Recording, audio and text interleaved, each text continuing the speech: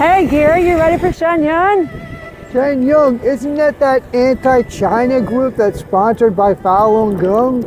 And aren't the ticket prices like really expensive? Yeah, it's like $150. That's crazy. You think they'd let us in like this? Oh, I kind of doubt it.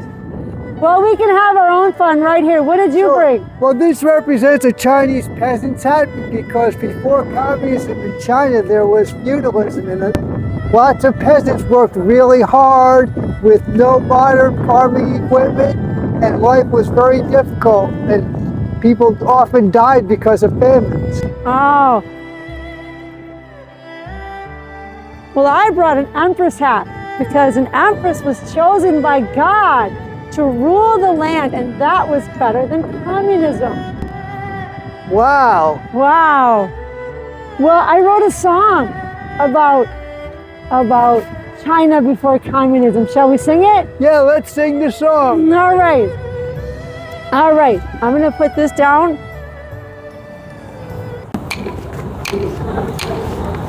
The British Empire had troubles of its own. The Qing dynasty destroyed their opium. They stormed the coast and took Hong Kong away. The Chinese then endured another century of shame. But China fought back. The world stood amazed. China fought back. We thought she was a goner, but China fought back. She just wouldn't stay away, away, away, away. Japan went even farther because they needed land to farm. Their troops all crossed the border, trained to do all kinds of harm. They marched across the cornfields, stole the farmers' crops. Japan exported grain yields at the farmers' loss. But China fought back. The world stood amazed. China fought back. We thought she was a goner, but China fought back.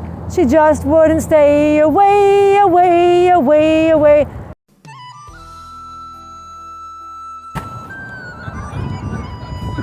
Shen Yun, March 27 through 29. Welcome to Shen Yun, everybody, in Minneapolis at the Orpheum Theater. China before communism was feudalism.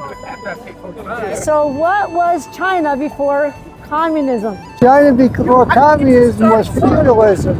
And then the peasants had to work really hard for very little money. They didn't have modern farming equipment like tractors and combines and things. And then China was exploited by Western powers like the British and the Americans. Yeah, they worked really hard. They have a beautiful skyline now. Have you seen pictures of it? Yeah, it's amazing. That's one of the most modern skylines in the world. Before communism, the skyline was very modest, and there was practically any development at all, and people were pulling each other. People were being pulled around in rickshaws. Yeah, I heard it was pretty overcrowded, and they had to deal with overcrowding in the cities. Women. What was it like for women? I heard there was foot binding. Yeah, foot binding was a pretty horrible practice that wasn't eliminated until like 1912. Yeah, you know, what I read is that it started with the imperial powers, and it eventually became a status symbol in the wealthy classes. And poor women would bind the feet of their eldest daughters so they could get better marriage opportunities, because there just wasn't economic opportunity then. But now they have 3 female astronauts. Liu Yang was the first female astronaut in 2012, and she was a crew member on the Shenzhou 9. So they have a lot more economic opportunities, I guess, right? Imagine that, millions of women getting an education and even becoming astronauts. We really need to go bomb those people and liberate those women. From that oppressive Chinese Communist Party, right? I know, they're so wow. oppressive. Imagine the headlines. We freed China. We freed Afghanistan, we freed Iraq. We're freeing Iran right now. They're so happy with us. What about transportation? I see they have high-speed rail everywhere. What was it like before? Yeah, before they were like, people were being pulled around in rickshaws, and there was lots of exploitation, and Mao even banned that practice. But now they have 31,000 miles of high-speed rails that connect cities of 500,000 people and makes China the second largest economy in the world. That's amazing. That's why we're supposed to fight them, right? Because they're a competition. Yeah, you know, we have light rail in Minneapolis, and we have one line that's 10 miles that they've taken 10 years to build. That's a ripoff. So why is this Falun Gong organization going around the world preaching China before communism? Well, they were actually founded in 1992, and they claim that they're a spiritual organization that does things like faith healing, and they claim that the Chinese government is oppressing them and not letting them practice their religion freely, which people used to do for thousands of years in China. At least that's their claim anyway. But then they want us to go bomb China to like save them or something. Wow, bombing another country for somebody else. That sounds really familiar. So what does the Chinese government claim against them? That they're such a threat? Well, because they believe in things like faith healing, and not only that, but people aren't doing things like taking their medicines, and it was getting kind of dangerous.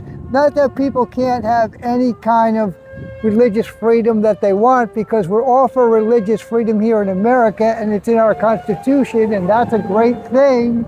But it shouldn't be a front for trying to do a color revolution and bombing a country. But, you know, religious freedom. Didn't we just kill the Khamenei, the supreme leader of Iran? That's like killing the Pope. And Japan, they just dissolved the Unification Church, and Mother Moon is being held in a tiny little cell at 82 years old, and she can't even get hospital care. That's what religious freedom looks like, right? Not to me. We need to release the Mother of Peace. Release the Mother of Peace. Please release the Mother of Peace. Please release the Mother of Peace. Please release the Mother of Peace. Please release the Mother of Peace. Release the Mother of Peace. So, Falun Gong wants us to believe that China is our enemy. But who's really our enemy? Imperialists. Imperialist globalists who want us to live in a pod and eat bugs? Yeah, they want us to live in a pod and eat bugs while they have millions of dollars and engage in all kind of outrageous Epstein class behavior. But we want economic growth. That's why we should be friends with China. They should be building high-speed rail over here and expanding economic growth for Americans. 统一之后，大陆强大的基础设施建设能力将为台湾基础设施更新升级提供强大支持。台湾地区的交通、能源、农林、水利、城市更新等基础设施将得到重建和升级，台湾同胞的生活必将因此获得更大的便利。比如，我们可以帮助迅速地建成环岛高铁，建设更多连接本岛东西部的高速铁路，两岸基础设施联通将逐步变成现实。比如，我们可以共同建设研究多年的海峡快速通道，让天堑变通途。台湾民众到时候就可以从本岛出发，沿金台高速铁路自驾到北京来游览。总之，和平统一将是台湾基础设施新型基础设施焕然一新的起点。希望广大台湾同胞像追求人生幸福一样，追求两岸和平统一，让自己工作生活的家园更畅通、更便捷、更美好。Taiwan is buying jets that are coming from Uncle Sam. The island citizen are China, could they be a battering ram? They make the microchips and defend democracy. if they want to have a future, then they'll choose diplomacy, because China fights back in a mighty way. China fights back. She'll never be a goner, because China fights back. She ain't gonna go away, away, away, away, away. So what do we need? We need a government of action that fights for working families. CPIUSA.org.